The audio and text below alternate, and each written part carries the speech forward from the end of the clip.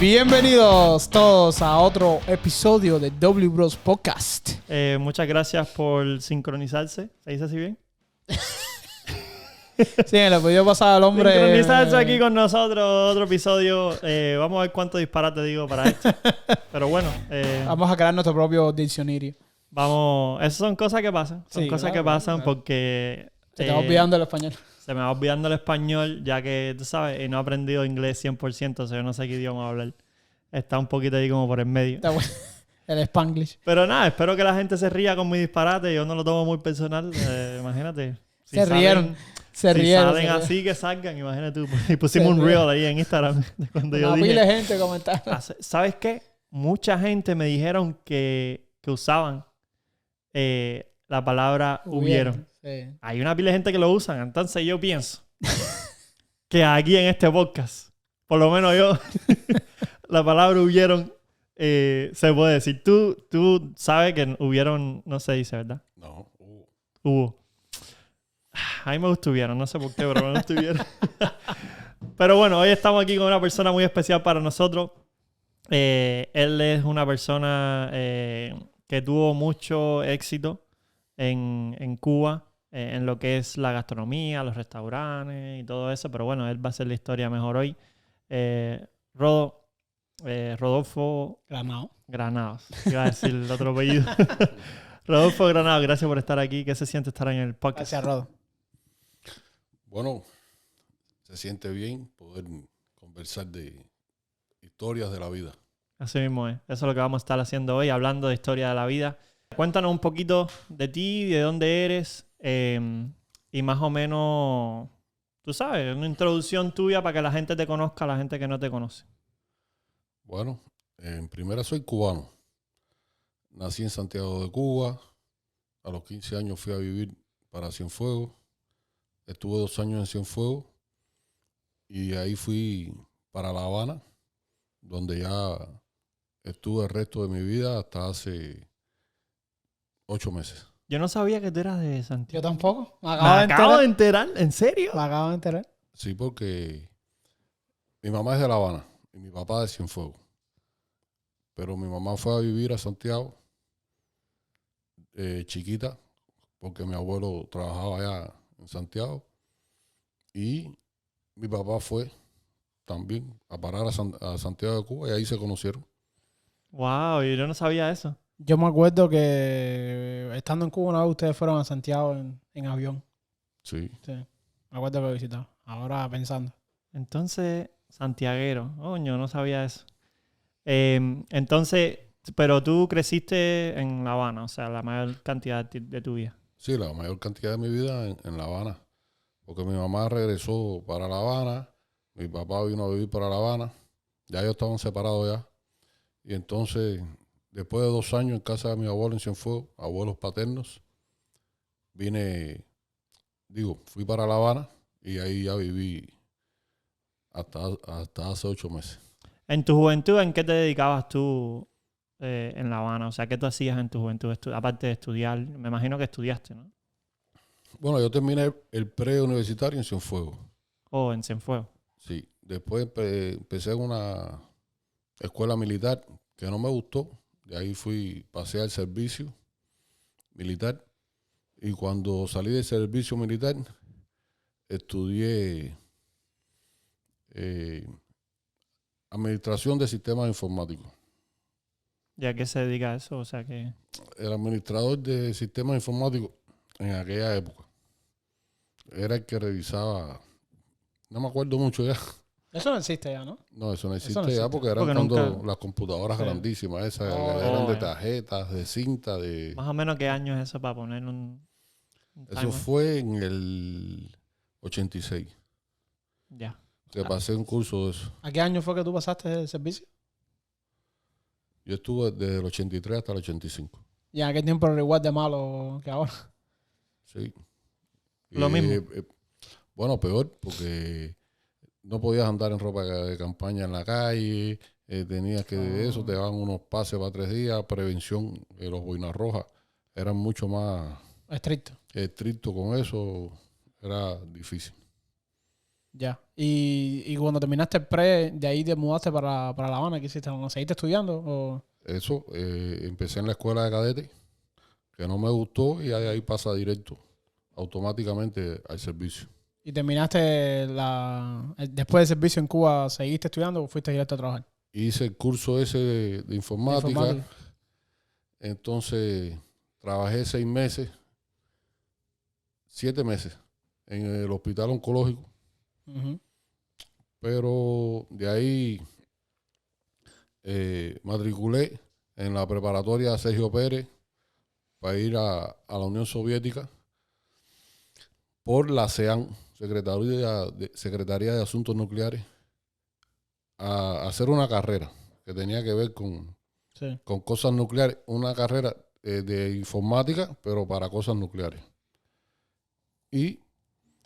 Pero bueno, ya en ese tiempo empezaron a cerrar ciudades en la Unión Soviética, hubo problemas con eso y mi carrera no salió para la Unión Soviética. Me mandaron a un tecnológico en Cienfuegos, también de cosas nucleares, pero a los 2 meses me fui porque eso parecía una presión, era peor que el servicio. O sea, y eso era trabajando con la Unión Soviética, ¿no? Estudiando, cuando estaba todavía estudiando. quedaba la Unión Soviética. Oh, ya. Entonces tú estuviste parte de lo que es lo nuclear y todo eso allá de la Unión Soviética. No, yo no fui a la Unión Soviética.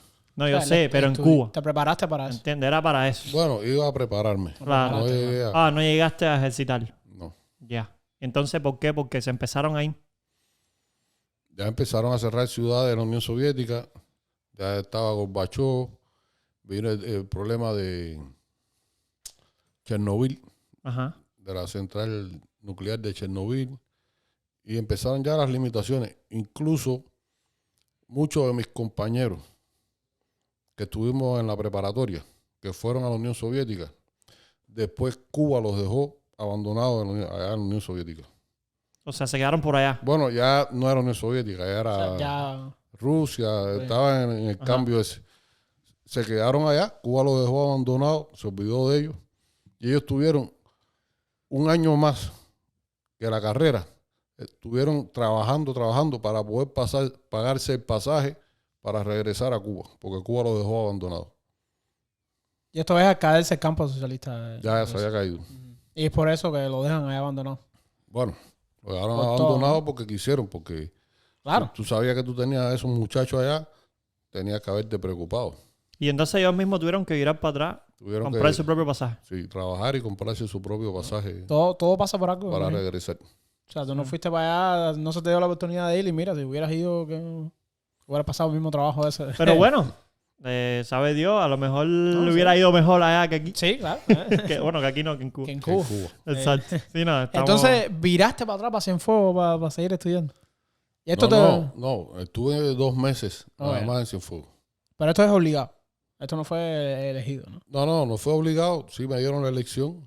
Yo fui, pero no me gustó. Era algo que no me gustó, que yo no me veía en eso en el futuro. Sí. Entonces tú probaste varias cosas. Sí, como no. Después regresé a La Habana. En mi casa empezaron a poner, porque era una casa en el vedado de un portal muy grande y empezaron a cerrarlo con estructuras de aluminio y cristales. Y ahí me puse con ese señor que tenía mucha experiencia de ayudarlo. Y él empezó a pagarme como ayudante. Y ahí estuve con él unos años. Él me resolvió para que estuviera en la ECOA 24, que era donde él trabajaba. Entonces ahí trabajábamos para el Estado y hacíamos los trabajos por fuera. Cuando ya yo tuve bastante práctica y bastante destreza dentro de esa carpintería de aluminio, ya entonces él no me pagaba como ayudante, ya él ajustábamos los trabajos. ¿Te acuerdas más o menos de cuánto era ese pago? Bueno, yo ahí con él empecé ganando 10 pesos al día. ¿Cubano? Cubano, sí. Que era, imagínate tú, en aquel tiempo el salario mínimo creo que era 115 pesos al mes. Eran como 300 pesos mensual. Sí, o 200 y algo, porque claro, claro. Aunque con él sí se trabajaba bastante porque él aprovechaba los fines de semana, que era cuando no estaba en la ECOA. Entonces aquel el salario, o sea, promedio era 150 y tú ganabas por lo menos 250 por ahí. Sí, entre 250 y 300. Entonces te iba bien. Sí, ya empezó, la vida empezó a ser mejor. Después ya ajustábamos trabajo, me pagaba a 2 pesos la hora, no sé, a 20 pesos hacer una puerta. No me acuerdo, por ejemplo, el metro de marquetería y de ventana, el metro lineal, no recuerdo cuánto lo pagaba, pero fue evolucionando la cosa y fue mejor. Sí, allá ibas tú solo a los trabajos también, a veces a hacer una Sí, puerta, y ya cosas. tenía yo mis trabajos. Después empezamos con un amigo mío que está aquí, Rolando. Empezamos a trabajar en la casa de oficiales de la contrainteligencia, la 3801, la 9901. Y ahí, en la carpintería de aluminio, hicimos muchos trabajos ahí. O sea, él trabajaba ahí contigo, ¿no sabías? Sí, Rolando trabajó ahí trabajábamos juntos. Oh, ahí fue donde se conocieron. Sí. ¿O No, nos conocíamos desde el barrio? del barrio. Ya. Coño, qué bueno. Empezaron a trabajar juntos ahí en barrio. ¿Y cómo le fue ahí? Ahí nos fue de lo más bien hasta que vino el problema de Ochoa y la causa 1. Ahí no paró la cosa. Ahí seguimos teniendo bastante trabajo. ¿Qué problema fue ese? Lo del general Ochoa y Tony de la Guardia, la causa 1 del Ministerio del Interior. O Hubo sea, en Cuba en el 88, creo que fue. dame un refresco ahí rápido porque yo no sé y a lo mejor la gente tampoco sabrán qué fue lo que pasó. Que acusaron a Ochoa de traición con Tony de la Guardia. Se decían que estaban en el tráfico de droga aliados con Pablo Escobar, que querían venderle armas a Pablo Escobar. Fue una historia así, entonces hubo una causa, un juicio muy largo, televisado algunas partes, y al final fusilan a Ochoa, a Tony de la Guardia, al ayudante de Tony de la Guardia y al ayudante de Ochoa. Wow. Pero bueno, ahí seguimos trabajando. Ya cuando viene la causa número 2, que es con Abrante, Pascual Martínez, que ya era el ministro del Interior, que ya acentuó el cambio, la FARC ocupa todas las cosas del Ministerio del Interior importantes. Ya entonces sí, no nos dejaron entrar más a la casa oficial esa. Y ahí sí dejamos de trabajar ahí. Entonces, ¿qué hicieron? Bueno, hicimos un carro de granizado. Carrito granizado. ¿Qué Sí. clase de cambio? ¿Y Sí. qué te llevó a tomar esta decisión? Porque nos quedamos teníamos materiales, teníamos cosas para hacerlo. Y en aquel momento era una forma de ganar dinero. Por ti mismo, o sea, por cuenta propia. Sí, por cuenta propia. El tío de usted también andaba en un carro granizado, Vladimir. ¿Vladimir? Sí. Coño, no sabía. Y entonces nosotros lo hicimos y estuvimos ahí en la Escuela de Química Ejército Rebelde bastante tiempo, que hoy por hoy es el Hotel Las Praderas. Y ahí estuvimos y nos fue muy bien. A vender granizado. ¿Cuántos sabores tenían? Uno solo. ¿Uno solo? ¿De Sí. qué sabor era? Teníamos una resina de piña, pero a la gente no le gustaba la piña.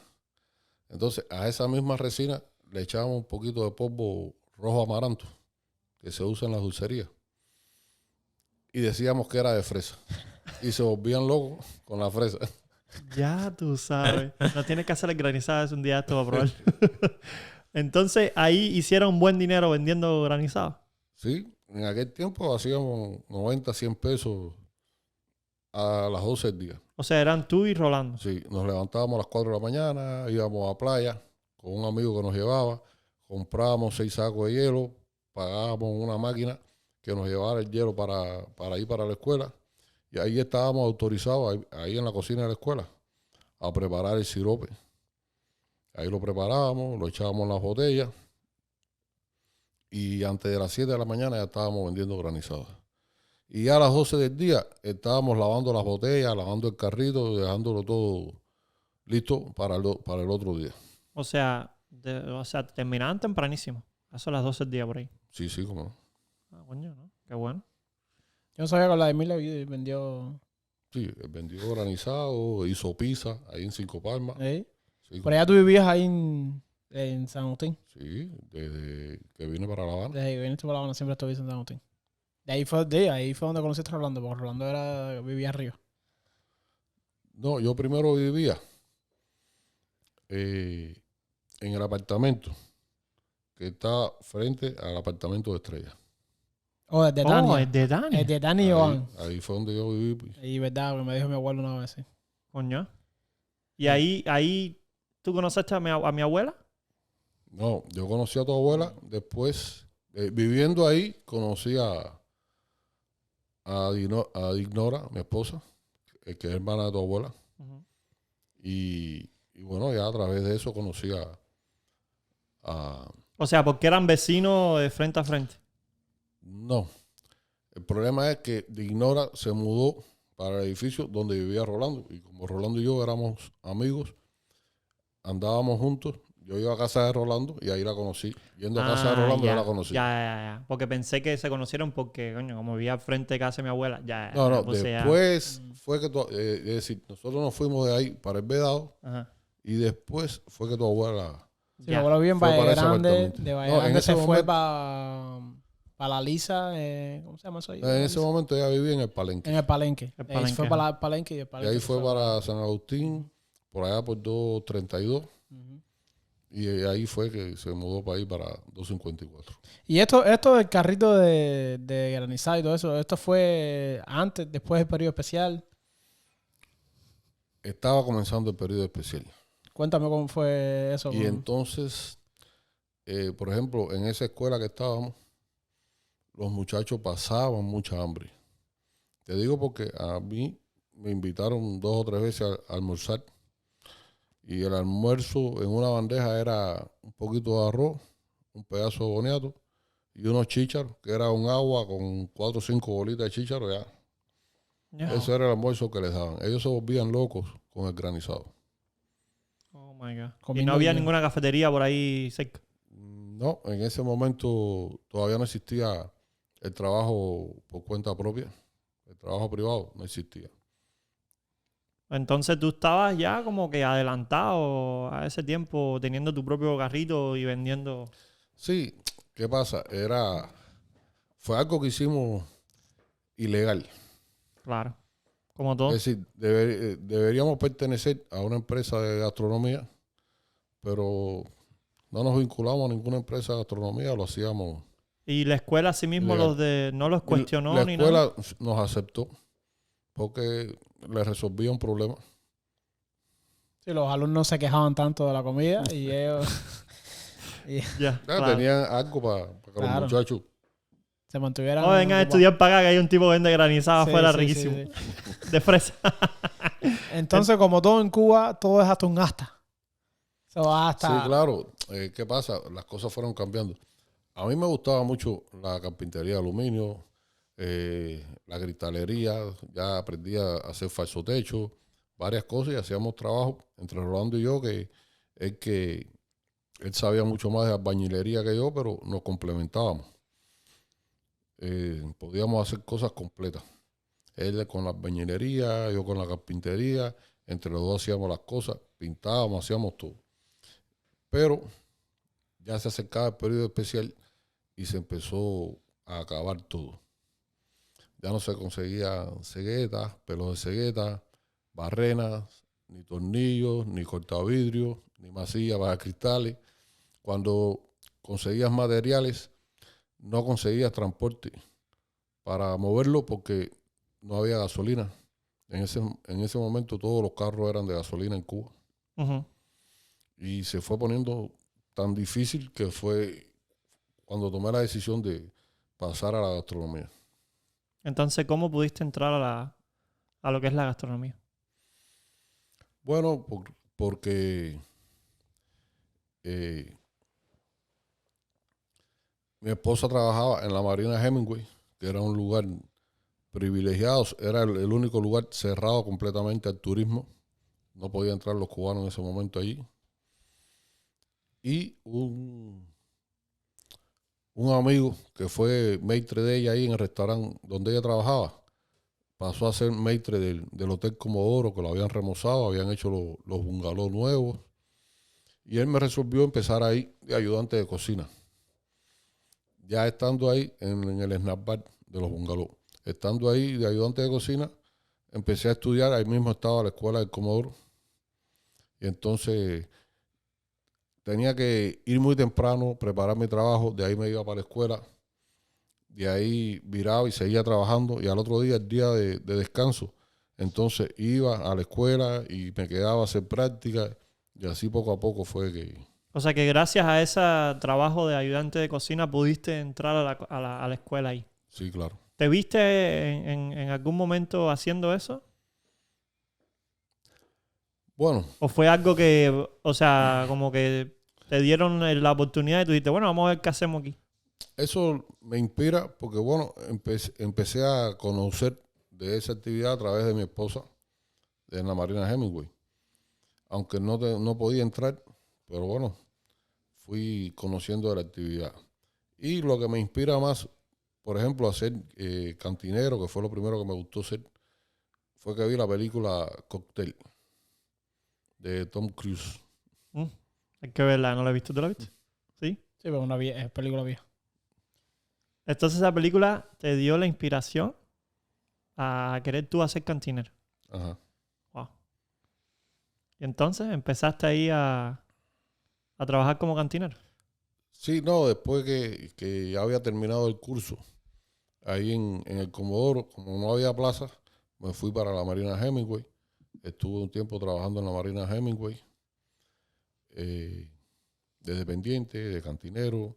De ahí fui de nuevo para el Comodoro, esta vez para la escuela de instructor de cantina. Estuve un tiempo ahí en instructor de cantina. Después fui al Hotel Mariposa. Ahí estuve de dependiente, de cantinero. Y de ese hotel, como a la gerente del hotel, la trasladaron para el Hotel Biocaribe, se llamaba en aquel momento, ahora se llama Bello Caribe. Y ella, ya había trabajado para ella, y ella me ofertó una plaza ahí en el Hotel Biocaribe de cajero cantinero de la piscina. Y ahí fui para el Hotel Biocaribe. Ahí estuve un tiempo de cajero cantinero, un tiempo de maitre. Después seguí de cantinero. Y así fui pasando de lugar en lugar por mi interés de trabajar en mejores lugares, Claro. de conocer más de la gastronomía. De ahí tuve la oportunidad de ir a trabajar al Hotel Coiba, Meliá Coiba, que era al principio, llevaba muy poco tiempo de inaugurado. Trabajé en la discoteca Che, de Que en cantinero. aquel tiempo el Hotel Coyo era uno de los mejores hoteles. ¿Cómo no? Trabajé también de capitán del lobby bar del Coiba, de capitán de la piscina. Y así, ahí tuve problemas con el A más B español. De cantinero, una pregunta rápido. De cantinero, ¿cuál era uno de los tragos que te gustaba más hacer? Muchos cócteles. Y me gustaban sobre todo los retos de los cócteles difíciles. Pero muchos cócteles. Y me gustaba trabajar la cantina de una forma como lo hacen muchos cantineros muy buenos. Hay quienes les gustan más las cosas fáciles. A mí me gustaba más.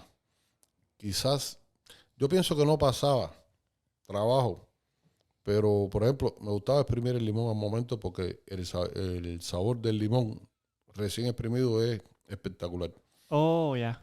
Y un limón que lleve varias horas ya, el jugo de limón, de que se exprimió, que ya se empezó a oxidar, no tiene el mismo sabor que el limón recién exprimido. Wow. Entonces me gustaba que los cócteles fueran así. No sabía ese Y detalle. tenía el reconocimiento de los clientes, que les gustaba, que buenos eran. Y entonces eso me inspiraba para tratar siempre de hacerlo mejor. Yo me imagino que como esto era un hotel, tú sabes, de turismo, el trago que más te pedían era el mojito cubano. Se vendía mucho mojito, pero se vendían... Claro, en el Coyo empecé a conocer otros cócteles internacionales. Había un bar en el Coyo que tenía una carta con 300 cócteles. 300. Sí. No todos salían en ese momento porque faltaban a veces algunos productos. Claro. Pero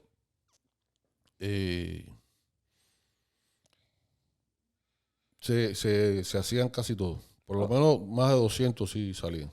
Bueno, una pregunta ya que siempre, por lo menos aquí lo que se toma más o menos de Cuba, las personas que no son cubanos son mojitos, ¿verdad? Como me dijo mi hermano. Danos tú, que nos puedes explicar la receta perfecta para hacer un mojito en casa. ¿Cuál es? Bueno, deberías coger un vaso de 8 onzas. Vaso 8 onzas. Sí, porque las medidas del vaso te van a dar las medidas de todo lo demás para que logres una armonía en los sabores y ningún sabor se te vaya por encima del otro. Entonces, una cucharadita de azúcar, el jugo de medio limón, 2 ajitos de hierbabuena, lo maceras ahí junto con el jugo del limón y el azúcar. Añades un poquitico de agua carbonatada para diluir el azúcar con el jugo de limón. Le echas entre 11 y media a 2 onzas de ron, depende de cómo quieras el mojito. Agregas hielo, completas, si le falta un poquito más de agua carbonatada, un golpe de angostura y ya revuelve para mezclar ya, dar la última mezcla al cóctel y ya. Ese es El mojito perfecto. el mojito. Nosotros, desde que estamos aquí, nunca hemos encontrado un mojito que valga la pena. Por eso te lo preguntamos, porque cada vez que vamos a lugares, no restaurantes cubanos, sino cualquier restaurante, mis padres siempre piden un mojito, y cada vez que lo toman, o sea, eso es agua con hierba. Bueno, ahorita vamos a hacer uno. Ahí hay hierba buena. Ajá. No hay ron aquí, pero con vodka lo hacemos igual. Vamos a hacerlo para probar entonces el mojito ya. Ok, mira, yo quiero que te expliques más o menos para los que no son cubanos, porque muchas personas que yo he hablado aquí en Estados Unidos, yo les digo que en Cuba había hoteles para el turismo donde los cubanos no podían entrar. Decían, ¿cómo es eso que tú en tu propio país no puedes entrar a un hotel?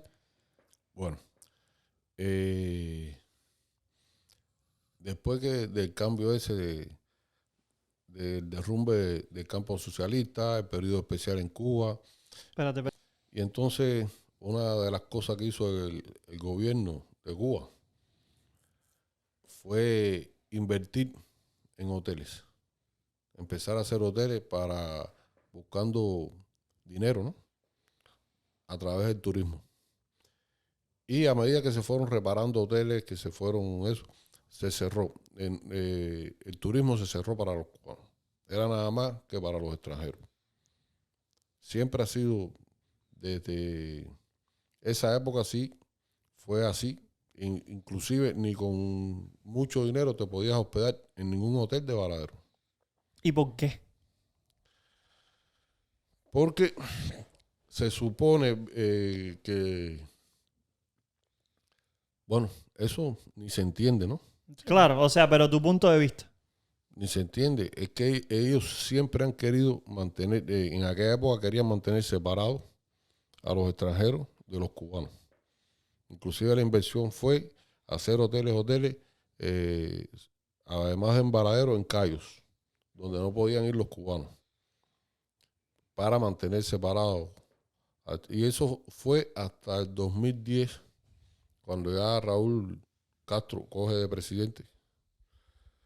Y él es el que hace varios cambios en Cuba que de alguna forma beneficiaron a los cubanos. Como por ejemplo se empezó a permitir la compra y venta de casas, de automóviles, de motocicletas, que hasta ese momento todo eso era prohibido. Se liberó que los cubanos pudieran ir a los hoteles. El que tuviera el dinero que fuera a un hotel. Y en los negocios privados también florecieron más, por ejemplo, las Paladares, los restaurantes privados, que hasta ese momento se suponía que debían ser solamente de 12 sillas y un negocio familiar. Ya crecieron hasta 50 sillas. O sea, habían límites de sillas. Sí, sí. Para llamarlo paladar. Hasta 12 sillas. Ya, no sabía eso. Sí. ¿Te acuerdas de las paladares que nosotros íbamos a comer espagueti y pizza que eran en un segundo piso? Ajá. Y eso es una paladar. O sea, tienen que ser 12 sillas nada más. Ya, por eso es que se llamaban paladar. O sea, esa era la diferencia de paladar a restaurantes. No, la palabra paladar surgió porque era el nombre de un restaurante o de un negocio de catering que había en una novela brasileña que estaban pasando en ese momento. Wow. Entonces ahí sacaron el nombre paladar. Sí, de ahí surgió el nombre de paladar. ¿Ya? Increíble. No sabía eso. No sabía eso. Creo que era la novela Amor con amor se paga. Mi vida. Ya tú sabes, nunca fui novelero. Nunca la vi. Ya tú sabes. Entonces, nos estabas contando que en una etapa de tu trabajo en hoteles de eso, de cantinero, tuviste problemas. Bueno, sí, fue un problema sencillo, porque en realidad yo no tenía problemas. Fue la más B español del Hotel Meliá Coiba que hizo un pequeño desfalco de bebidas y de bebidas. En un momento que estábamos en la Feria de La Habana, para tratar de inculparme a mí.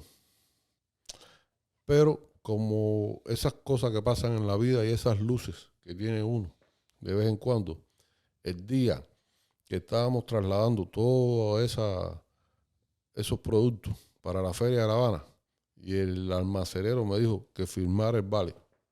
Y yo le dije que no, que hasta que yo no lo tuviera en la Feria de La Habana y lo contara, no firmaba el vale.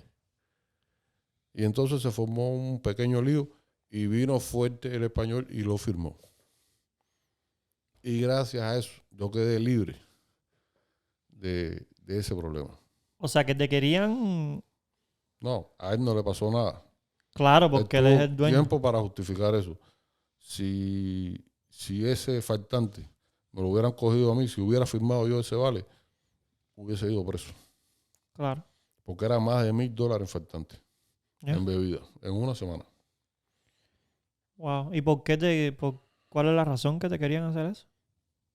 No, él quería esa bebida porque él la vendía en los banquetes que él coordinaba ahí en el hotel. Él le vendía la bebida a esa gente y ya como le sobraba a él, la vendía y la cobraba aparte y ese era dinero para él, más dinero para él. Claro, para echarle la culpa aquí. Entonces, para hacerle esas cosas malas y hacerle un poquito de dinero extra, o sea, te lo ponía bajo tu nombre y si salía bastante, Lo que a él se le olvidó, que él era el que había firmado el vale, parece. O sea, que él no sabía. Ah, Se lo Sí, olvidó. él sí lo sabía, pero se le olvidó parece que se lo Claro. olvidó. que ese vale estaba firmado por él. Entonces no le salió bien la jugada. No, pero tampoco le salió mal porque no le pasó No nada. le pasó nada. Sí, claro. A ese nivel no le pasa nada a nadie. Pero como tú dices, son las luces que te da la vida a veces, ¿no? Así mismo. Y entonces ahí tú dijiste, tengo que irme de aquí porque... Bueno, ya me hizo una pequeña guerra ahí en la que tuve que irme. ¿A dónde te fuiste de ahí? De ahí fui a trabajar con un emblemático chef, Erasmo, que abrió el restaurante El Rancho Parco. Y ahí estuve trabajando, aprendí mucho en ese restaurante de gastronomía. ¿En qué trabajabas? O sea, ¿qué posición? Ahí generalmente de dependiente y cubría los francos de los cantineros. Pero generalmente de dependiente y aprendí mucho. Ahí fue donde empecé a aprender de cocina. Estuve unos meses ahí en el rancho, después estuve en la discoteca del Comodoro. De ahí viré para el rancho. Y estuve un año más hasta que Erasmo me botó ¿Por qué? por gusto. Cosas. Cosas que pasan. Cosas que pasan. Pero gracias a que trabajaba ahí y había atendido al gerente francés de la Macumba, de la Girardilla, Entonces fui a trabajar en la Macumba. Gerente francés. Sí, sí, porque eso fue un restaurante que hicieron empresa mixta, donde al final fue un fracaso, hubo estafa por parte, es decir, ese francés hizo varias estafas en, en los números. Creo que le costó mucho al gerente económico del lugar. Al final, cuando el francés ya se tuvo que ir, el gerente económico tuvo que responder por muchas cosas de las que hizo el francés. Ya. Entonces ahí te fue bien o... Sí, ahí me fue bien dentro de lo posible, ¿no? Porque en la Macumba, discoteca al fin se hacía buen dinero, pero a veces estaba en la Macumba, a veces estaba en el restaurante y no me fue mal. Cuando estuve interrupto por que se cayó el turismo por el atentado de las Torres Gemelas de Nueva York, y entonces fue que conocí el mundo de las paladares. Porque un amigo mío me llamó para que administrara una paladar. Ahí conocí al dueño de esa paladar. Estuve trabajando con él un tiempo hasta que me volvieron a llamar para la Macumba. Y empecé, fue cuando estuve mi primeros pasos en los restaurantes privados. ¿Era diferente ese trabajo en restaurantes de paladares o privados a lo Sí, que ya tú estabas acostumbrado? sí, muy diferente a la gastronomía del Estado, ¿no? Porque no tienes trabas para maniobrar. No tienes trabas para maniobrar. Nada más solamente tomar decisiones que si están bien tomadas, las cosas van bien. Tienes que saber organizarte y planear todo. Sí, por ejemplo, si a la Girardilla en ese momento llegaba una persona que se quisiera comer 2 huevos fritos, no se los podía comer. No porque no hubieran huevos, es porque no estaba en la carta, porque no había forma de cobrarlo por la caja, porque, ¿me entiendes? Esas trabas. Claro. Pero a una paladar llegaba un cliente que pedía cualquier cosa que se le pudiera hacer y se le hacía y se le cobraba. Claro, tú mismo decías un precio y ya. Ajá, Tenías más libertad. claro. ¿Y te gustaba trabajar mejor en las paladares o en...? Bueno, después, estando en la Girardilla, hubo un tiempo que me fui porque estuve enfermo con neuropatía y ya me fui, estuve un tiempo sin trabajar. Y cuando traté de reincorporarme a trabajar en los sectores que tienen que ver con turismo, ya no pude volver a incorporarme. ¿Por qué? No me dejaron trabajar más en el Ministerio de Turismo, no me dejaron trabajar más en Parco, no pude volver a entrar. Traté de entrar en CIME y no me dejaron entrar. Traté de entrar en Cubalce, tampoco pude. Traté de entrar en Gaviota, tampoco pude. Donde vi una vez que me habían denegado por el DNI fue en Parco. Y nunca me dieron una explicación como las cosas que pasan Claro. en ese gobierno o dictadura que hay en este momento. Nunca te dan una explicación de nada. Ahí todo es un secretismo, todo es así. ¿Por qué no puedo trabajar? No, porque no puedes, porque no te aprueban. Pero ¿por qué no me aprueban? No te dicen. Hasta que me enteré, hablando de eso con amigos y de una forma también poco usual, me enteré de que como yo me había inscrito en el sorteo de 1998 para visa para los Estados Unidos. Pero ese sorteo tuvo la peculiaridad que se mandó por cartas a través de Correos de Cuba a la Oficina de Intereses de Estados Unidos en La Habana. ¿Y por qué no te lo dicen? Porque como ellos violaron la correspondencia para saber quiénes fueron los que se inscribieron en el sorteo, ya entonces no te podían decir que era por eso. Pero Ya. ya me enteré que era por eso, que no me dejaban Te trabajar. marcaron. No sé por qué 10 años después de eso, una persona exitosa en la gastronomía, porque ya yo sabía hacer muchas cosas en la gastronomía, ellos se limitaron, no trabajaban conmigo y por gusto, ¿no? O sea, tú tenías un resumen potente, fuerte en lo que es la gastronomía. Y por hacer eso 10 años atrás, o sea, que ellos violaron, que abrieron la carta para ver quién era el nombre, te marcaron, te empezaron a negar trabajo Así mismo. en lo que es la gastronomía. Y por eso no te decían. Sin embargo, en la gastronomía popular sí me dejaban trabajar. Claro. Pero nada que tuviera que ver con el turismo me dejaban trabajar. Y así funcionaba. Pero bueno, empecé en el mundo de las paladares. Nos fuimos de una paladar de mucho éxito en Marianao, nos fuimos para el Prado, para la Sociedad Asturiana. De ahí estuve con la amiga mía, esa que era la gerente del Hotel Mariposa, que después fue para el Biocaribe, que ella abrió una paladar muy buena, ahí frente al IPK en Arroyo Arena. Y estuve con ella, estuve varias veces con ella. La ayudé a abrir la paladar, se llama El Conde Baraca. ¿Y está abierto hoy en día? Creo que sí está abierto. Con muchas limitaciones porque no hay comida en Cuba. ¿Cómo los paladares resuelven la comida y los ingredientes?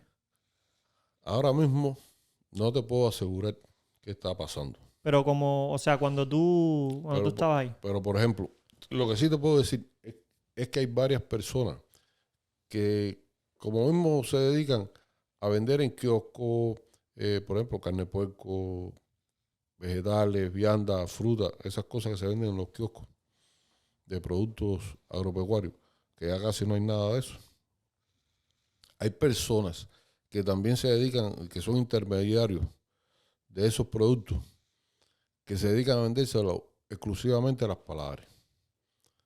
Porque ahí tienen un precio mejor, que a la paladar siempre se lo va a pagar, porque la paladar ese precio se lo va a sacar en la venta, ¿me entiendes? Y van a garantizar el producto. Entonces, lo poca comida que hay, que se pueda vender, una gran parte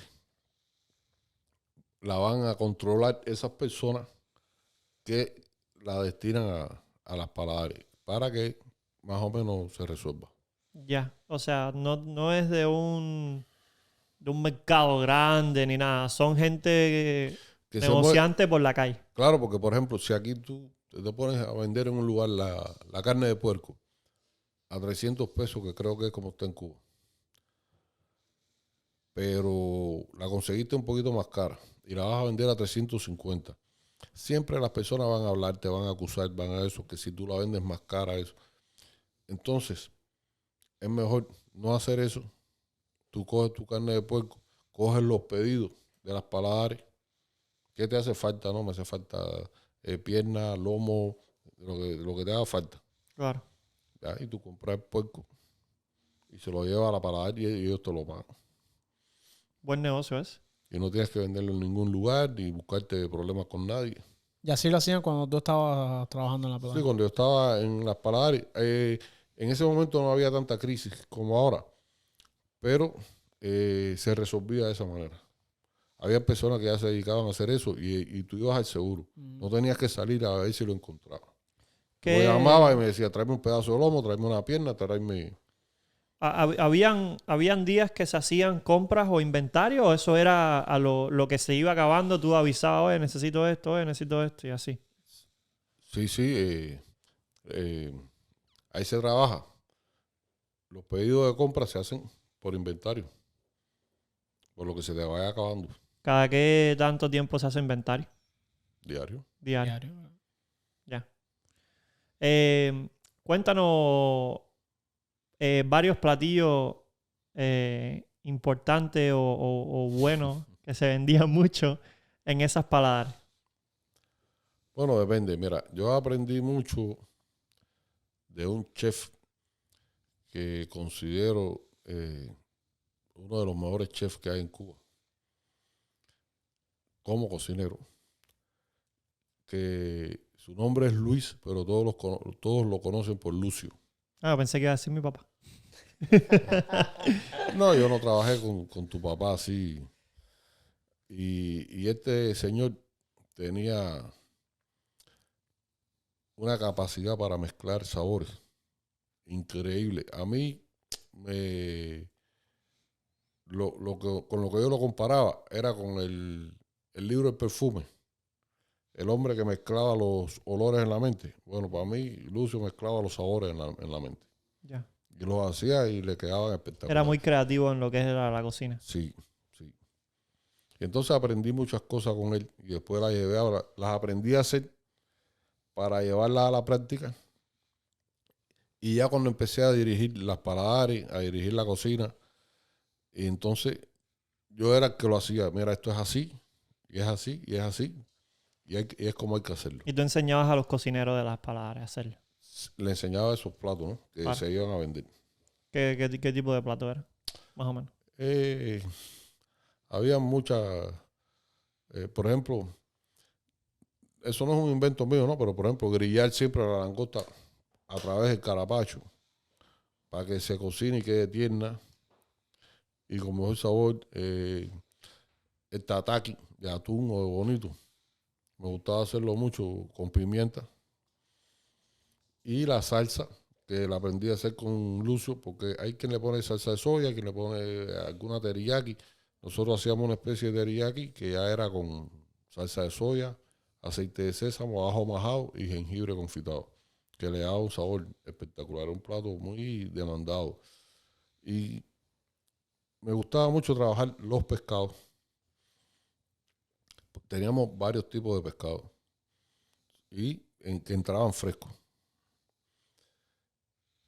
Y trabajar porque los pescados, diferentes tipos de pescados, tú los vas trabajando con diferentes tipos de especies, diferentes tipos de aceite y vas logrando una gama de sabores que es espectacular. Y entonces eso era lo que te daba la clientela esa, que las personas fueran buscando eso. Claro. Claro. Entre otras cosas, ¿no? Porque o sea, era para que los clientes no podían encontrar ese sabor en ningún otro lado que en esa palabra. Y bueno, hay mucha gente que hacen eso y que lo hacen muy bien. Pero bueno, nosotros teníamos nuestras propias características y nuestro propio sabor. Claro, su toque diferente. Claro. Entonces hacían mucho pescado. ¿Langosta había cuando aquella? ¿Había langosta? Sí, en los tiempos antes de la pandemia sí se conseguía de todo. Ah, ya. ¿Y cuánto tiempo estuviste trabajando en esto, en el mundo de las paladares y todo eso? Bueno, estuve, Ya como manager, o sea, corriendo la cocina y todo. bueno, ya como manager desde 2014. ¿Nunca pensaste en abrir una paladar propia?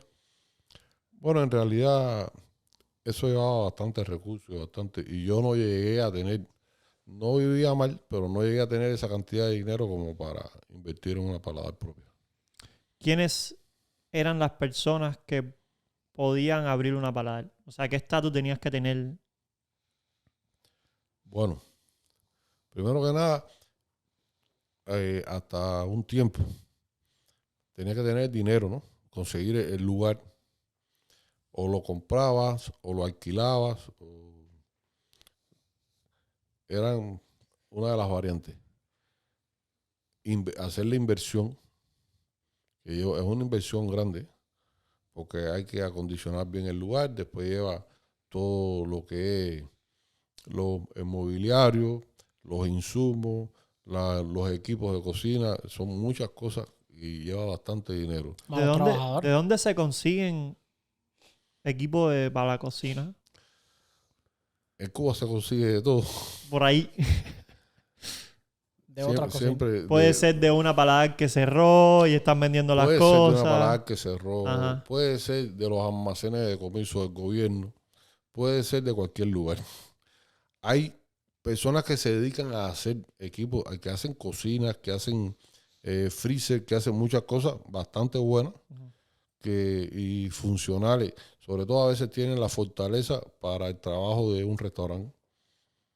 Y quizás sean mejores que los que son domésticos, ¿no? Y hay de todo. Se puede resolver de todo. Entonces, esa fue ya como la etapa tuya en lo que es el mundo de la gastronomía más alta. Ya cuando Sí, llegaste cómo a no. ser gerente de paladares. Ajá. ¿Qué aprendiste? ¿Cómo te fue ahí? Me fue muy bien. Era un trabajo muy gratificante. Era un trabajo muy gratificante. Yo te voy a poner un ejemplo. Yo conocí a un señor que era el jefe de las operaciones de los cruceros MSC en Cuba y en Venecia. Un señor de una posición alta en MSC. Y él, mientras estaba en Cuba, iba todos los días a comer ahí al restaurante donde yo trabajaba, en la máquina, ahí en La Habana Vieja. Eso es, por ejemplo, un ejemplo que te puedo poner. Hay otro señor que es una persona muy exitosa aquí en los Estados Unidos, que creo que es el cubano más exitoso que ha habido aquí en los Estados Unidos, el señor que se llama Carlos Gutiérrez, que inclusive llegó a ser secretario de Comercio de la administración Bush. Y ese señor que estaban tratando de hacer negocios en Cuba con la compañía Virgin. No precisamente Virgin Airlines. Cuando ellos estaban haciendo, iba a ser Virgin Voyage. Yeah. Porque ellos, su primer crucero que hicieron, el Scarlet Lady, ellos querían que tuviera base de operaciones en La Habana. Y estaban tratando de hacer ese negocio y a mí me impresionaba mucho que ese señor, cuando llegaba al aeropuerto de La Habana, iba directo al restaurante en el que yo estaba a comer. ¿Y tenías la oportunidad de hablar con él? Sí, como no. Sí, como no. Aparte de una persona muy correcta, muy educada, muy sensata. Y sí, conversábamos. Inclusive me veía en algún evento y te saluda, vaya, es una persona normal, sencilla. Ok, Claro. entonces conociste a muchas personas importantes, me imagino, ahí, ¿no? Como acabas de contar. Sí, sí, como no. Que iban allí por la comida del lugar. Entonces, Claro. esto, como tú decías, es muy gratificante porque te hace sentir Bueno, bien. eso fue en la era Obama, como se dice. Ujú. Y inclusive el embajador, que empezó embajador de la Embajada de Estados Unidos en Cuba, fue a comer al restaurante donde yo estaba, porque fue recomendado por este señor, por Carlos Gutiérrez, Wow, so, el embajador de la de los Estados Unidos, en La Habana. embajada de los Estados Unidos. Sí. ¿Ya? Eso es algo importantísimo. ¿Y por qué Obama no fue a comer a tu restaurante cuando Obama fue a Cuba? No, ya eso estaba ya dirigido. Ya, claro. Claro. Pero hubiera sido eso, imagínate. Y en ese momento yo no estaba en ese restaurante. Te fuiste para otro. Todavía, un poquito después, fue que yo empecé ahí, que empezamos en ese ya. restaurante. Ya. Ese Pero, restaurante donde fue Obama era un restaurante muy conocido, ¿no? sí, como no, y el dueño del lugar es un chef muy bueno, Carlos se llama. Éramos amigos, trabajamos juntos en el Comodoro. Oh, lo conocía. Sí, como no. Y- Carlos Márquez se llama. Sí, porque me imagino que ya tú a ese nivel conocías a muchos dueños, muchos, ¿cómo se llama? Cocineros alrededor, ¿no? Sí, como. Cuando uno está viviendo, tú sabes, así en Cuba, en esa altura como, tú sabes, que consigues bien, que la vida te va bien, que tienes un trabajo gratificante, que te sientes bien trabajando. Mi pregunta es, como tú venías de todo esto, de que todo era hasta un todo era hasta un en tu cabeza tú pensabas, o sea, ¿cuánto me va a durar esto? ¿Cuánto se va a acabar? ¿Te preparaste para algún día salir? ¿Te preparaste para que el día de mañana te votaran así? Porque todo en Cuba es hasta un ¿me entiendes?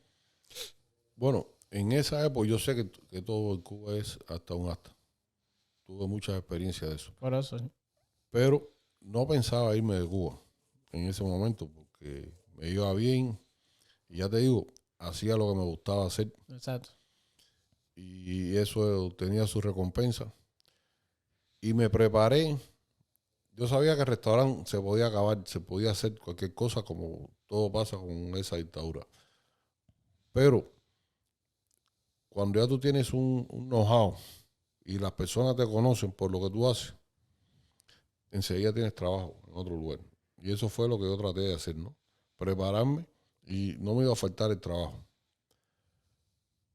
Pero vino el tema de la pandemia. Y a eso sí tomó,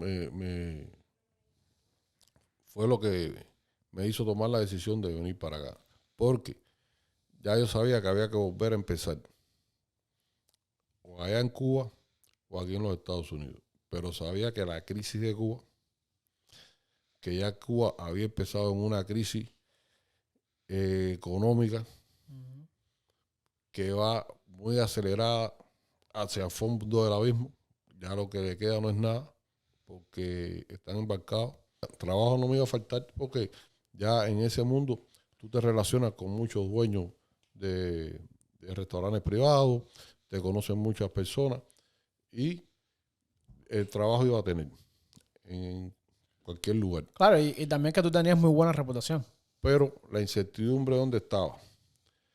En a quién tú le ibas a vender. Porque si la economía va para atrás, son personas que no tienen dinero. ¿Y qué le vas a vender?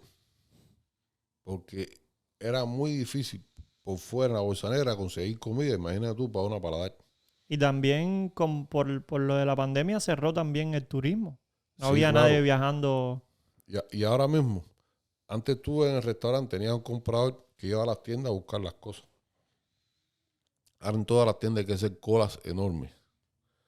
De las 4 de la mañana, que si los coleros, que si... Es una situación muy difícil. Vaya, es una cosa... Lo nunca he visto, vaya. No sé, es un infierno. Cuba ahora mismo es un infierno. ¿Qué tan fuerte, un ejemplo, qué tan fuerte impactó esa pandemia? O sea, ¿qué fueron una de las cosas que tuvieron que hacer allá en Cuba? Bueno, de entrada se cierra el turismo. Que es una entrada de dinero para el país grande. Pero,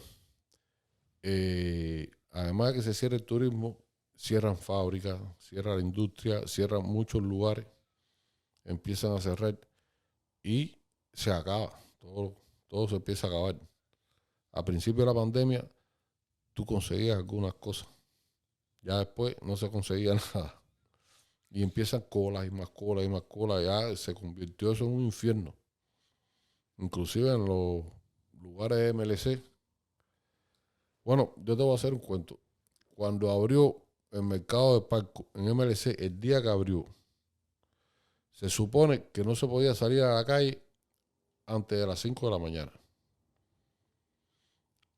Yo salí 5 de la mañana en punto de mi casa.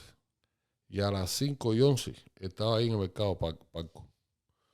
Y había tantas personas que yo no pude ni comprar.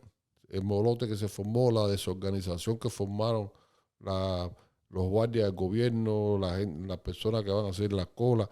Bueno, terrible.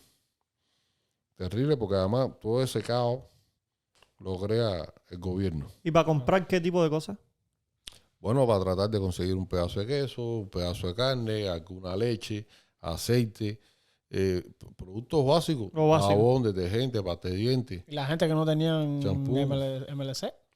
Bueno, hay gente que sí la pasa difícil, duro, pero bueno, mucha gente van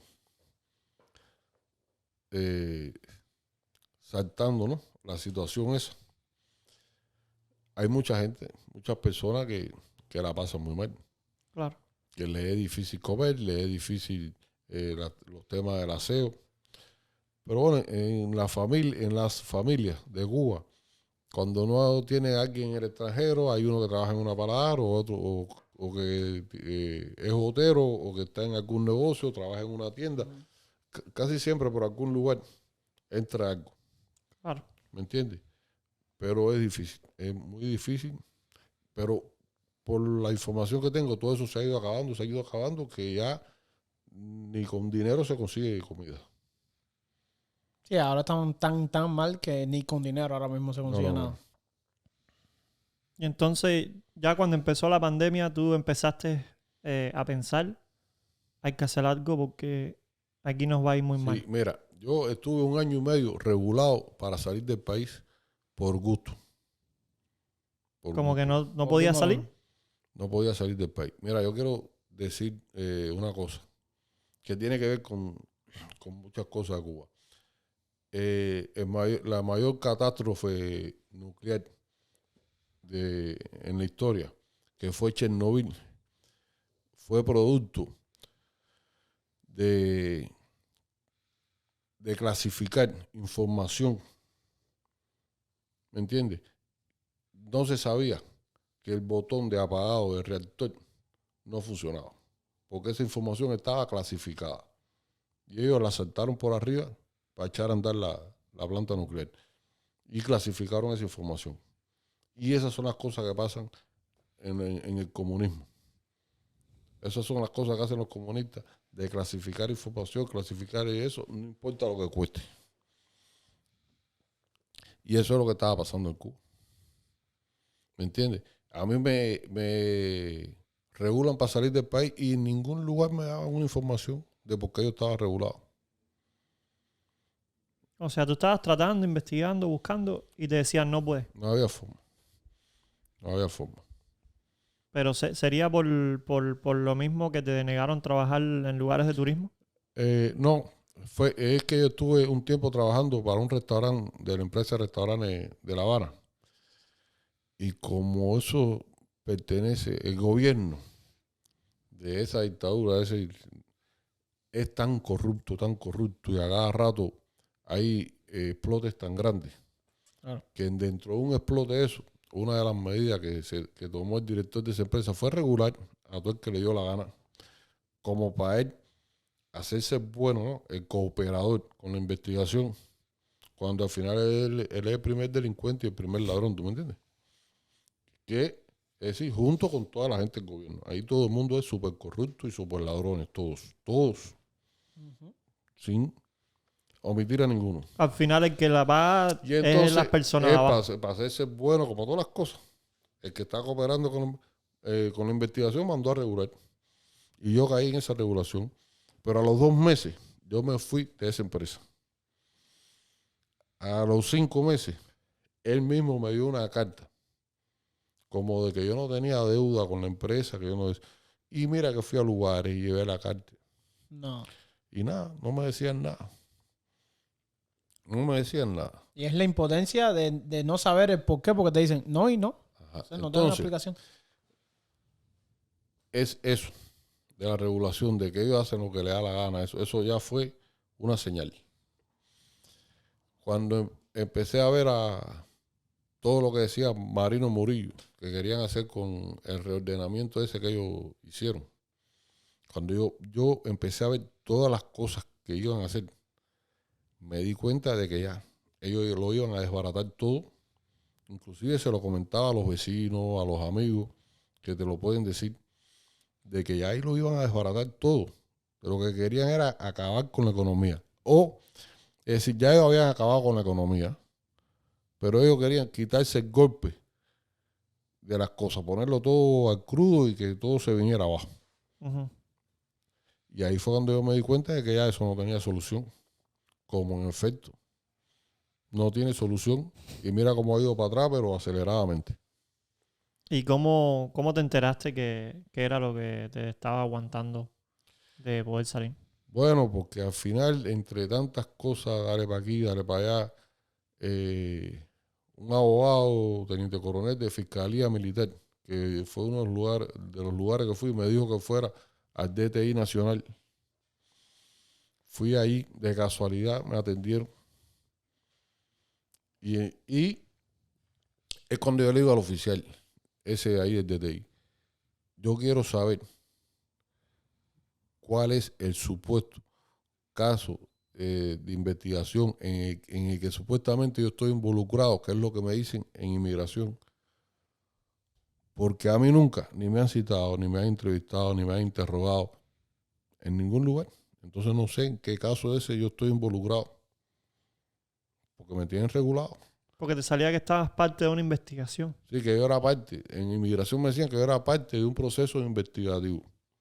Y a ti nunca te habían llamado para ninguna entrevista, nada. Nada, para nada. Y entonces me dijo, ven dentro de una semana. A la semana fui. Él había participado en esas cosas. Y ya me dijo que estaba sin efecto la regulación mía. Pero de todas maneras se demoró un mes para que yo pudiera prorrogar el pasaporte. Y ya fueron las cosas que te van dando luces.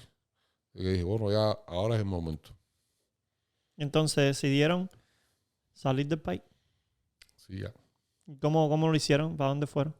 Bueno, gracias a Dios, ya llevábamos unos cuantos años que teníamos visa para México, porque nuestra hija vivía en Cancún y íbamos 2 o 3 veces al año a visitarla en Cancún.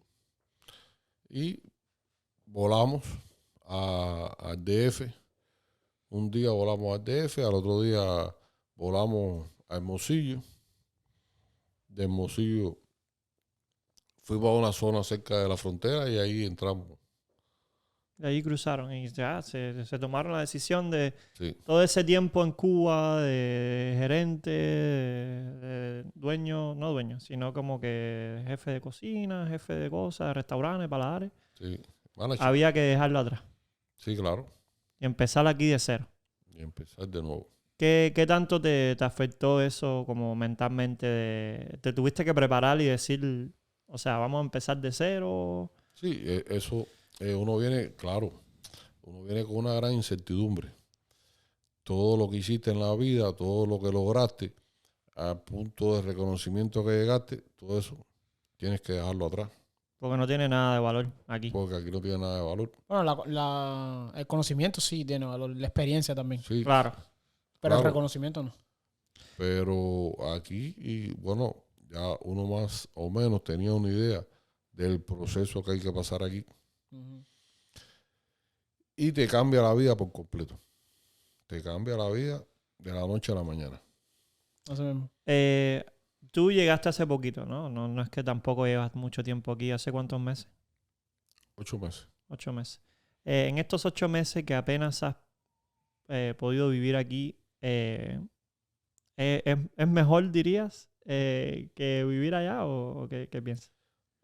Bueno, sí, ya después de la experiencia de vivir aquí, porque, bueno, como te dije, te cambia la vida en 90 grados o 180 grados. Y eso se extraña mucho. La vida que tú llevabas, las cosas que hacían, se extraña mucho. Ya con el tiempo sí te vas acostumbrando aquí. Ahora, también te vas dando cuenta de que tienes todo lo que necesitas. De momento uno tiene todo lo que necesita. Ahora hay que luchar y sacrificarse para lograr a tener todo lo que uno quiere. Claro, así mismo. Pero lo que uno necesita lo tiene todo. Y es los ejemplos que yo le pongo a mi esposa. Tú sales de trabajar y no tienes que caminar 1 o 2 kilómetros para llegar a un lugar donde tienes que ver si puedes coger una máquina de alquiler, si va a pasar la confronta o no va a pasar. Para después llegar a otro lugar donde esperar por si pasa otra máquina de alquiler. Para después caminar medio kilómetro más y llegar a tu casa de madrugada. Aquí terminas de trabajar, te montas en tu carro y vas para tu casa. Así mismo. Como todo el mundo. Como debe ser. ¿Me entiendes? Cuando te vas para el trabajo, no tienes que salir a caminar no sé qué cantidad para llegar a un lugar abajo del sol a tratar de coger una máquina o si coges una guagua. No, eso es la locura. Te das cuenta que el cambio es diferente. Y aquí tampoco tienes que hacer Cuando- cola para comprar queso, como tú dijiste que tuviste que hacer allá, Eso mismo. desde las 5 de la mañana. Tú vas y compras lo que tú necesites, lo que tú quieras. Ahí está. Es nada más que ir y comprarlo.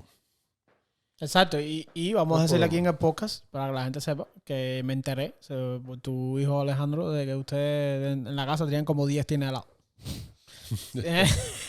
Nada, ahora mismo hay 2, nada más. Sí, porque Ya se lo comieron acabaron las 8. otras. No, porque hemos ido probando. Porque Claro. tú vas y pruebas, vamos a probar este, vamos a probar aquel, a ver con cuál te vas a quedar. Increíble que vivir en un país toda tu vida y luego llegar a otro lugar donde tienes acceso a cosas comunes, ¿no? Que a veces uno ve que no es tanta importancia. Y pues aquí podemos tener 10 tinelados en el refrigerador si queremos, porque está disponible y si queremos probar todos los sabores, los probamos.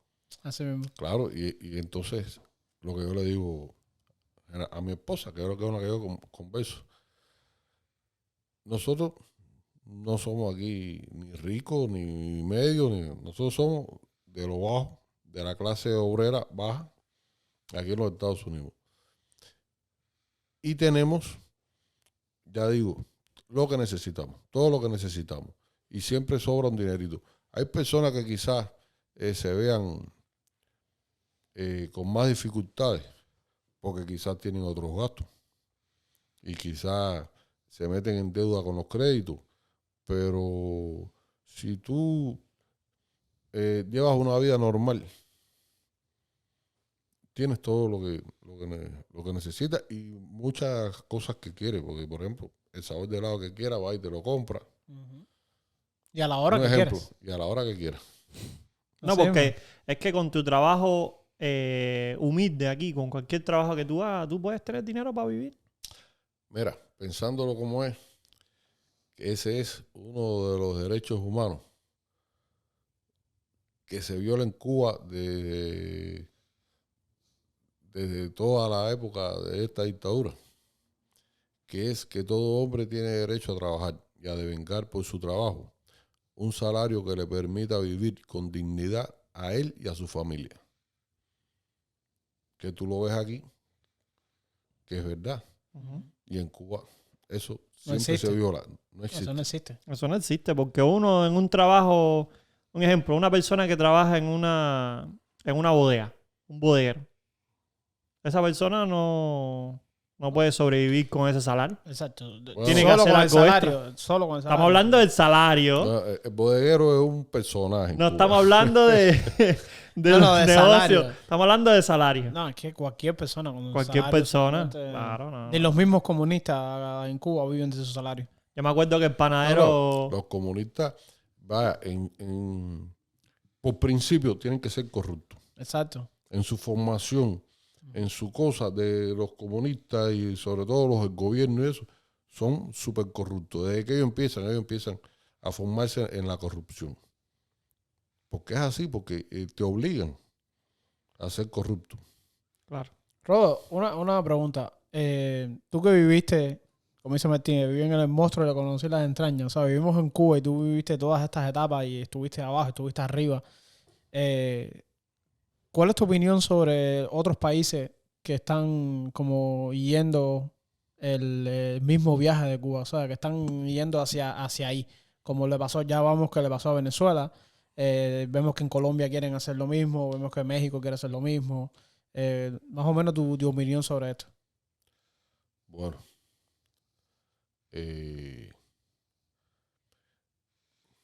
no tengo mucha opinión con respecto a esos otros países.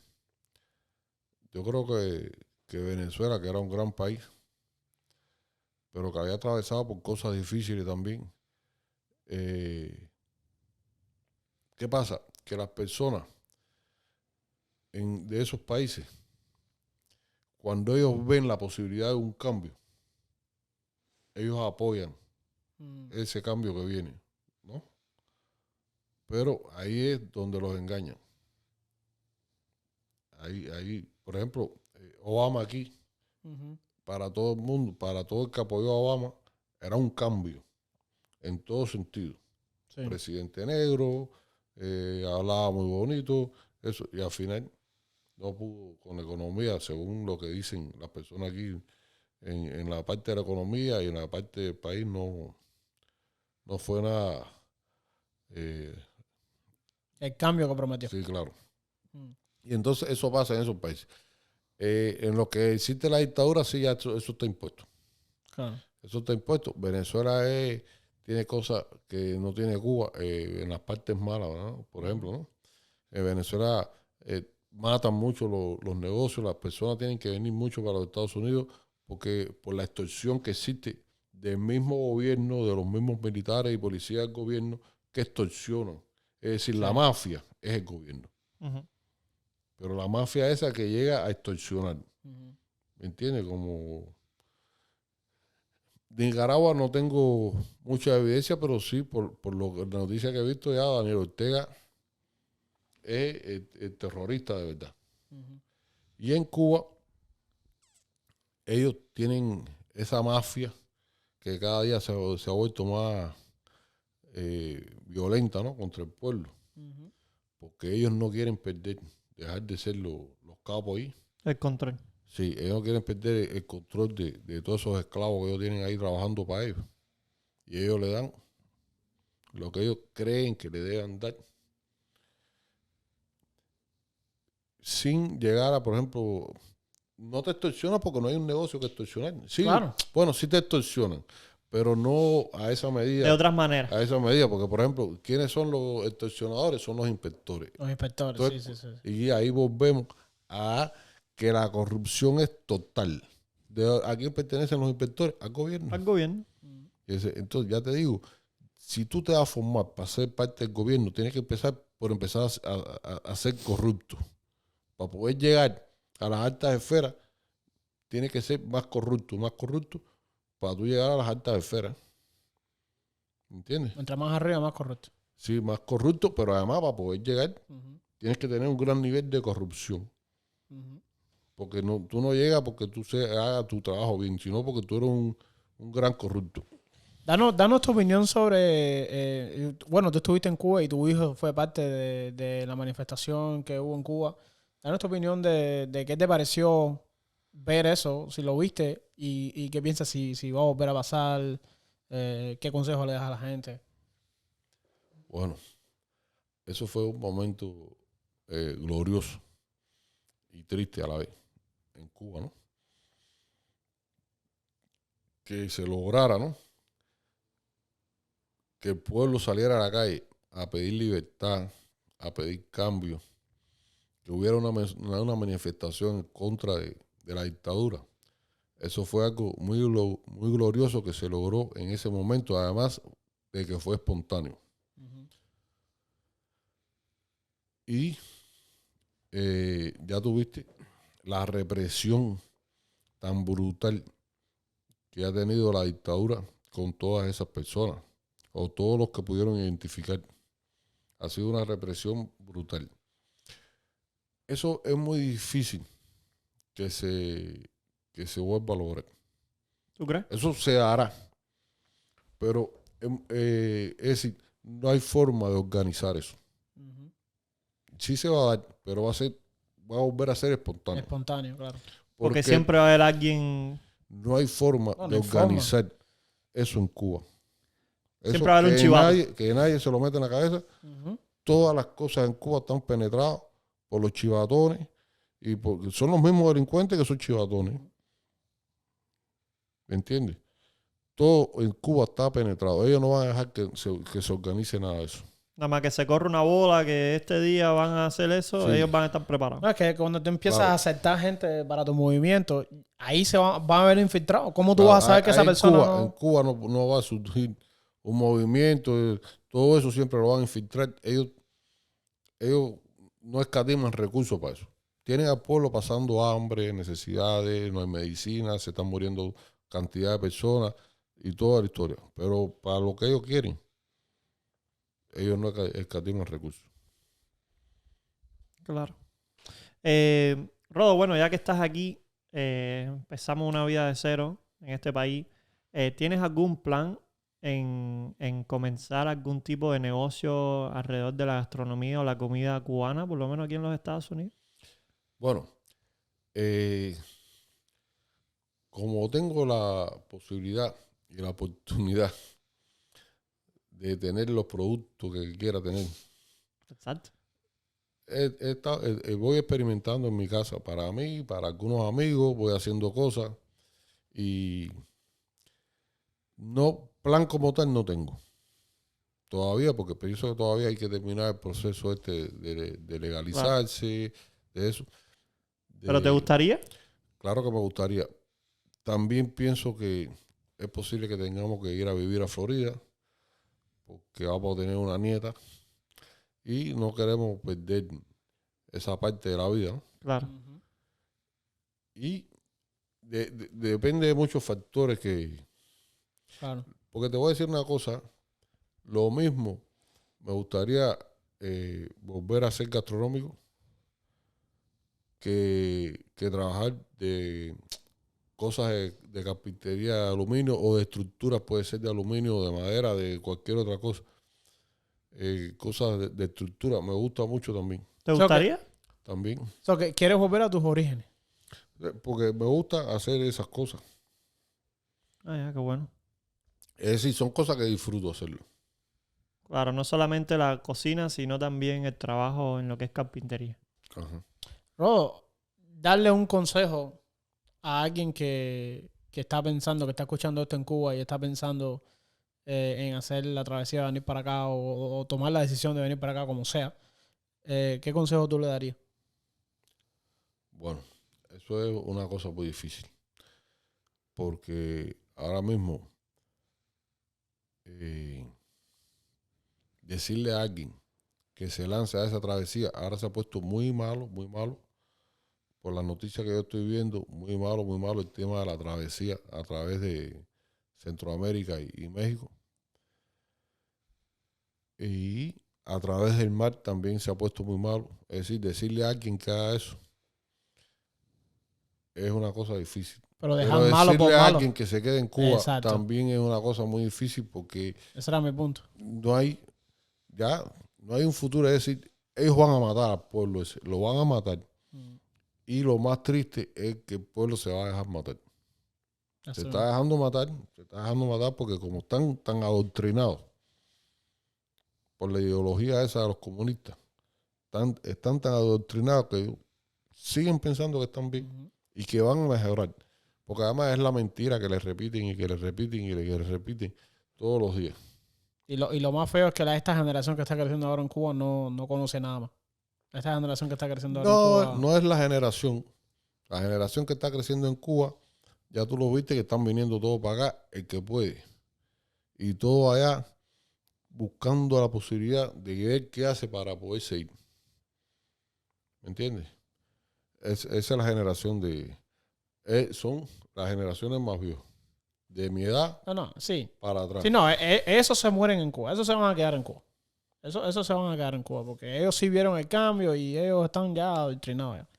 Eso están viendo en Cuba. Mi punto es que la generación de ahora está creciendo con la necesidad que hay en Cuba, que se perdió todo lo que es el respeto, que en Cuba no hay, tú sabes, esa comunicación ya, esa forma de hablar, la forma de echar para adelante, que no tienen no pueden, tú sabes, decirle a mi papá, oye, cuando tú creciste que había de todo. Tu papá también creció en eso también. Tú sabes, no, aquí no hay nada, es lo que hay. Bueno, mira, yo creo que el gran responsable de haber convertido al cubano en una plaga es Fidel Castro. El gran responsable. No hay más nadie que tenga la culpa de eso. Uh-huh. Fidel acabó con todos los valores de los cubanos a costa de mantener la dictadura esa. A él no le importó que se acabara la salud, los valores humanos, todo. Él acabó con todo, con tal de mantener ese régimen. Y el ejemplo de eso fue que las personas tuvieron que hacer, es decir, empezar a cruzar fronteras, que después que tú cruzas una frontera ya la cruzaste. Empezar a cruzar fronteras de cosas mal hechas en la vida para poder sobrevivir. Y eso a eso se vieron obligados muchas personas. Los hijos de esas personas empezaron a ver eso. Ya para ellos se fue convirtiendo en una cosa normal.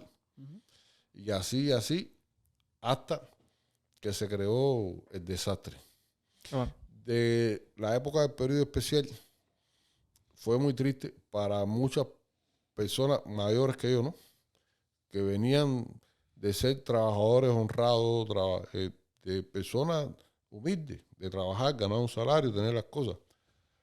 Algunos se murieron de hambre y tristeza porque no quisieron buscar otra forma de sobrevivir. No quisieron dejar de ser honrados, honestos y esas cosas. Y entonces le tocó eso. Las personas esas que tuvieron que hacer otras cosas que ya iban en contra de sus valores morales para sobrevivir ellos y su familia, también se murieron de tristeza por haber tenido que pasar por encima de esos valores que ellos tenían. Claro. Y entonces, ya después, la generación que viene después, ya viene sin valores. Exacto. Sin valores. Sí, ese es mi punto. O sea, hoy en día en Cuba no se vive con valores ninguno. Porque, bueno, cuando tú creciste, que eras niño, tú veías a tu mamá vendiendo aceite ahí en el barrio. Aceite, pan con jamón Aceite, y queso, bocadito. Y de todo, de todo. De Posiblemente todo lo que hoy se podía- todavía vayan a pedir aceite. De todo lo que se podían robar. Todo, es que así se vive en Cuba. Tú creciste viendo eso. Claro, ¿Qué tú hubieras hecho en Cuba? lo mismo. Entonces, Así mismo, ¿eh? y el de al lado vendía medicina, y el de al lado vendía, Cigarro, y el otro vendía así. maní, y el otro más para allá vendía alcohol. duro frío, limpiaba botellas. No, a ver, ahora pensando, todo el mundo en la cuadra era De negociante. Es que si no lo hace te muere de hambre. Es lo que te digo. Exactamente. Si no lo hace y es increíble, ¿sabes? Que uno crezca así. Que si no haces algo ilegal, te mueres de hambre. Increíble. ¿Quisieras ir de visita si tuvieras la posibilidad en el futuro de ir a visitar? Bueno, Cuba es mi patria. La extraño mucho. Tengo muchos deseos de regresar y tengo la esperanza de que muy pronto deje de existir la cruel dictadura esa que existe en Cuba, porque ellos mismos se van a liquidar. Ellos mismos se están comiendo todo lo que ellos están haciendo. Ya, cuando ellos se coman al pueblo, que ya se lo están comiendo, se van a tener que empezar a comer entre ellos mismos. ¿Tú crees que ellos solo cambien? ¿Eh? ¿Tú crees que ellos solo cambien por comerse entre ellos? ¿Tú crees que eso cambie?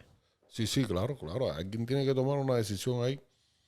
Alguien tiene que tomar una decisión porque eso no funciona, te das cuenta, todo está mal, todo está muy mal. Todo está muy mal, menos ellos, ¿no? Que siguen Claro. viviendo como reyes, Ese como millonarios. Ese es el problema, que como ellos son los que siempre tienen la última decisión, mientras ellos estén bien, les importa dos pepinos lo que pase a la gente en el pueblo. Sí, pero yo te voy a poner un ejemplo. Tú te compras un carro y pones tu carro a trabajar. Y no le cambia el aceite, y no le cambia la rueda, y no le cambia eso, y le saca a tu carro, y le saca a tu carro, y va a llegar un momento en que tu carro no va a dar más. Y eso es lo que ellos están haciendo con el pueblo. Menos comida, menos medicina, más trabajo. Eso es un pueblo que no tiene una vida. Porque si tú te pones a ver las colas para comprar algo de comida, sí hay. No puedes dormir porque no hay corriente. El transporte es una calamidad. Entonces, horas para tratar de coger una guagua para allá. Horas en la guagua. Horas para tratar de coger la guagua para acá. Todo es una calamidad. No hay una vida. Uh-huh. ¿Me entiendes? Claro. No hay una vida. Pero eso cada vez es más mal. Es más mal, es más mal. Y ellos se están comiendo el pueblo. Mira el éxodo que hay. Entonces son personas que ya no compran una recarga, que ya no van a trabajar en los lugares. Ahora mismo tú ves, por ejemplo, la zafra. Es muy mala. Pero ¿quién va a trabajar en la zafra que viene? Nadie quiere trabajar ahí. Nadie. Algunos que ya no le queda más remedio son los que trabajan ahí. Ya si la de este año fue la peor, si el año que viene hubiese otra, va a ser peor todavía. Estaba viendo la noticia del níquel, La gente no quiere trabajar en eso. Aparte de que te matan por las malas condiciones de salud y eso. No quiere trabajar en eso. La agricultura, ¿quién va a trabajar? Nadie quiere trabajar en esos lugares. Claro. Y no ganan lo que tienen que ganar. Y como eso todo, la gente, por ejemplo, de salud pública, no le queda de otra. De trabajar en los hospitales. Por eso tú te das cuenta de todas las barbaridades que hay en los hospitales, que cuando te van a poner una medicina, no traen la medicina. Ya traen la jeringuilla preparada. Porque muchas veces lo que te ponen es agua para robarse la medicina para venderla en la calle. No, de hecho, ahora que tocaste ese punto, escuchamos los otros días a una persona que va a viajar a Cuba, que tiene un niño allá, que lo van a operar de las rodillas. Y dime tú que esta mamá tiene que llevar todos los materiales para Cuba para que se pueda hacer la operación. Estoy hablando de guantes, estoy hablando de jeringuilla, estoy hablando de anestesia. Esa mamá de aquí tuvo que comprar todo para llevarlo para allá para que su niño pueda ser operado. Sí. Yo me quedé sorprendido. Dije, ¿pero cómo es eso? Dice que 3 o 4 maletines llenos de cosas que la doctora le pide todos los días. Dice, no, tiene que traer esto, tiene que traer aquello, porque no lo hay. Bueno, así mismo. No lo hay. Y entonces el niño que no tenga la mamá en los Estados Unidos y necesite esa misma operación, ¿qué se hace? Pero somos una potencia de medicina. Así mismo es. Y antes Cuba era una potencia de medicina que mandaba médicos para todos lados. Claro, sigue siendo. No, Cuba ya lo sigue siendo. Si no, te digo, Cuba manda médicos. Mira, Pero en Cuba no hay nada. Cuba, no te digo que en un momento determinado logró tener una buena medicina. No, yo no tengo referencia para compararla con otros lugares. Claro. Pero llegó a tener una buena medicina a nivel de hospitales. Porque tengo varios familiares que son especialistas, grandes especialistas de hospitales, empezando por mi papá, mi tío, o primos míos. Pero los niveles primarios de salud siempre fueron un desastre. Siempre fueron un desastre porque no hay, en aquellos tiempos, no había los mejores equipos diagnósticos. Cuando habían, estaban rotos, todo eso. Y quien iba por la canalita,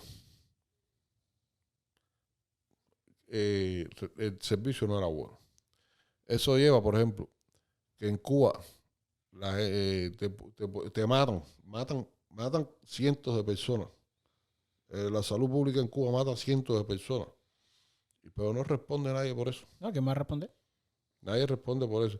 Porque, un ejemplo, un amigo mío fue a un policlínico. Sin hacerle ninguna prueba ni nada, le dijeron que tenía infección de los riñones. Y a los 5 días se murió en un hospital porque tenía leptospirosis. ¿Quién lo mató? La potencia médica esa. ¿Quién lo paga? Nadie. Nadie. ¿Por qué? Porque el médico que está ahí, que ni le interesa ni le importa, pero como además no tiene los medios diagnósticos ni hay reactivos para hacer un análisis ni nada, pues más o menos lo que él creyó, él diagnosticó una cosa. Y como se equivocó en el diagnóstico, el amigo mío se murió. Pero, ¿quién paga eso? Nadie. Eso da culpa del sistema ese terrorista que hay en Cuba, que es el que te lleva a que todo sea malo. Todo es malo. Así Producto mismo. de ese sistema terrorista que hay en Cuba. Así mismo. Así mismo es. Bueno, con eso creo que terminamos. Qué importante es tratar de, no sabe, hablar de estas cosas porque mucha gente que no son de Cuba no sabe de esto, ¿verdad? Y entonces la mayoría de gente que nos habla, oh, yo quiero ir a Cuba, ¿verdad? Para un turista es muy fácil y muy bonito decir eso, pero para nosotros que lo vivimos y tenemos familia allá, amigos, conocidos que pasen por cosas como la que tú acabas de contar, es algo que como que te llega a un lugar un poquito más profundo en el corazón. Comparado con esa gente. Claro, y lo que queríamos hacer era traer gente que diera su punto de vista, porque todas las personas tienen un punto de vista. Por ejemplo, tuvimos a Kimani aquí en el episodio, y Kimani también trabajó en gastronomía y todo eso, pero su punto de vista es distinto, Claro. porque vivió cosas distintas, todas esas cosas, ¿me entiendes? Y queremos que todo el mundo dé su punto de vista, su historia, por lo que pasaron, para que las personas que no son de Cuba principalmente y las que son de Cuba y no entienden cómo pasan las cosas, comprendan de la cosa que pasa un cubano, de cómo vivimos, de dónde vinimos, para que nos entiendan un poquito más, como decimos, o sea, en Cuba no hay nada, a veces la gente dice, nada, eso no hay nada, eso es una exageración. No, es que no es exageración, es que no hay nada. Ahí no hay ni libertad. Ahí no hay nada, ahí no hay nada. No, eso es lo que menos hay. Eso es lo que menos Eso hay. es lo que menos hay. Que va a haber libertad. Bueno, Ro, gracias por estar aquí en nuestro podcast. De verdad Muchas gracias, que aprendimos Ro, mucho. Espero que nos hagas un mojito ahora después, Sí. después de este mismo lo vamos a podcast. hacer. Para probar el mojito. Eso va a ser un TikTok. torneo. Tenemos que hacer un TikTok. El torneo. Tenemos que hacer un TikTok del mojito. La receta del mojito cubano original. Bueno, muchas gracias por escuchar este podcast. Si lo están viendo, escuchando en Spotify, YouTube, les agradecemos mucho. Si llegaron a esta parte del episodio, déjenme un like, déjenme un comentario y no se olviden en suscribirse. Así mismo, y estamos tratando de, como ya dijimos en otros episodios, si conoces a alguien que quiera compartir su historia, mándanos un mensaje, pónganse en contacto con nosotros. Estamos tratando ya sé que nos han pedido varias personas que traigamos mujeres y eso, estamos tratando de que alguna mujer venga a comenzar su historia, su ¿Han punto de pedido vista. eso? Sí, como 6 o 7 gente me han dicho, oye, tienes que traer una mujer, tienes que traer una mujer. Ya, estoy tratando, espérate. Ya aparecerá una mujer. Las mujeres son un poquito más tímidas, ¿tú me entiendes? Sí, entonces estamos en eso, pero queremos agradecerle a todos los que nos han comentado, los que nos han mandado mensajes de apreciación, de que les gusta todo lo que estamos haciendo, que lo están escuchando y que nos están echando ganas para seguir adelante. En verdad hemos escuchado buenas opiniones y muchas felicidades de personas que ni conocemos. Ajá. Y a veces conocen a nuestros tíos, a nuestros padres. Oye, díganle a Wilber y a William que están haciendo un buen trabajo, que me encanta lo que están haciendo y eso nos da mucha felicidad a continuar este podcast. Y nada, eso es todo. Ponemos la canción de despedida. Así que nada, Rob, muchas Nos vemos. gracias. Ahí nos vemos. Gracias a ustedes.